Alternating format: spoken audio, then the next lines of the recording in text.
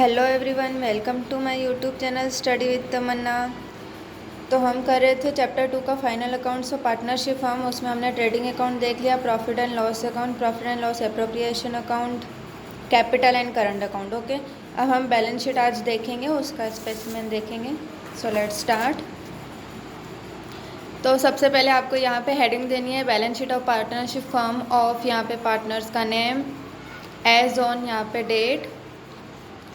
यहाँ पे डेबिट और क्रेडिट साइड नहीं होती है, कैपिटल, लाइबिलिटीज़ और असेट होती है। ओके, तो लाइबिलिटीज़ में क्या क्या आएगा? तो सबसे पहले कैपिटल दिया हो आपका क्वेश्चन में तो कैपिटल लिख देना है। ओके, उसके बाद करंट दिया हो तो जो करंट अकाउंट का हमने पहले स्पेसिमेन देखा था उसमें जो भी बैलेंस कैरी डाउन आया होगा वो आपको यहाँ पे लिखना है।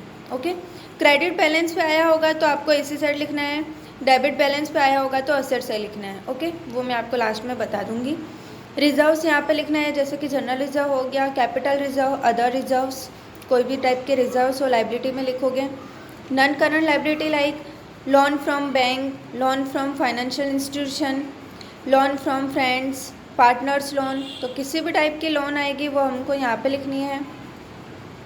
करंट लाइबिलिटी में हम बैंक ओवरड्राफ्ट ले लेंगे। उसके बाद हम लेंगे सन्ड्री क्रेडिटर्स। क्रेडिटर्स में प्लस करेंगे अनरिकॉर्डेड, कोई भी हमारा परचेस में अनरिकॉर्डेड परचेस हमारा रिकॉर्ड रह गया होता है तो हम वो क्रेडिटर्स में लिखते हैं, प्लस करते हैं।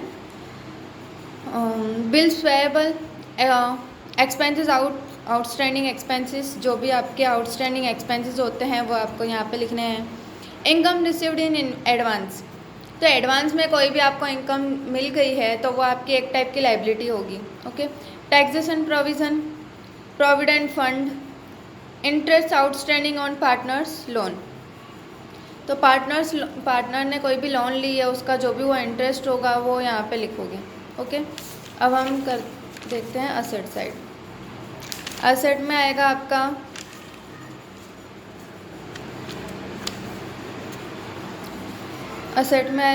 फिक्स्ड असेट में tangible asset, land and building, lease hold property, vehicles, machines, furniture and fittings, तो ये सारी असेट्स है हमारी जो टेंजिबल है जिसको हम देख सकते हैं।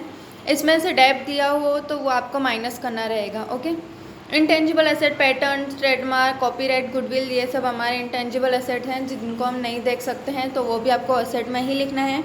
इन्वेस्टमेंट इन गवर्नमेंट सिक्योरिटीज़, हम कहीं पे भी इन्वेस्ट करते हैं लाइक गवर्नमेंट सिक्योरिटी, इन्वेस्टमेंट और प्रोविडेंट फंड, तो वो भी आपको यहाँ पर ही लिखना है। उसके बाद आता है अदर नॉन करंट असेट, जैसे कि डिफर्ड रिवेन्यू एक्सपेंसेस, वो भी यहाँ पे लिखना है। क्लोजिंग स्टॉक हो गया।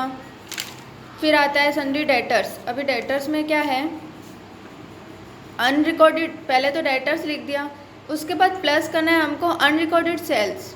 ओके, सेल्स में हमारा रिकॉर्ड करना रह गया है तो एक सेल्स में प्लस करोगे, एक यहाँ पे।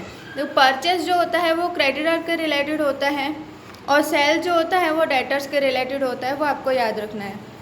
उसके बाद माइनस करना है बैड डेट, उसके बाद माइनस करना है बैड डेट रिजर्व, उसके बाद डिस्काउंट रिजर्व दिया हुआ है डेटर्स का तो वो आपको माइनस करना रहेगा। उसके बाद आप अमाउंट बाहर निकलोगे। ये एक ही सब में कितनी बार ये फॉर्मेट आता ही है कि अनरिकॉर्ड भी आपको दे देगा, बैड डेट भी देंगे, bad debt reserve and then debtors discount reserve, ये भी आपको दे देंगे। तो सारा ये एक ही एडजस्टमेंट आ भी सकता है। उसके बाद कैश एंड बैंक बैलेंस आपको यहाँ पे लिखना है।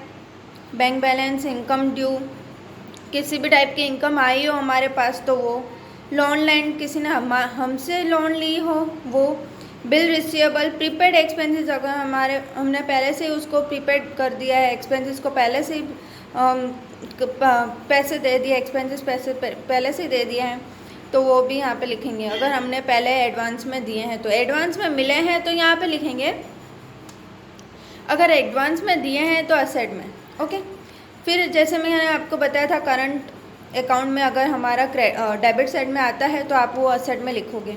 ओके, सो यहाँ पे हमारा बैलेंस शीट का भी स्पेसिमेन ख़त्म होता है। अब नेक्स्ट वीडियो में हम सम स्टार्ट करेंगे। Okay, thank you.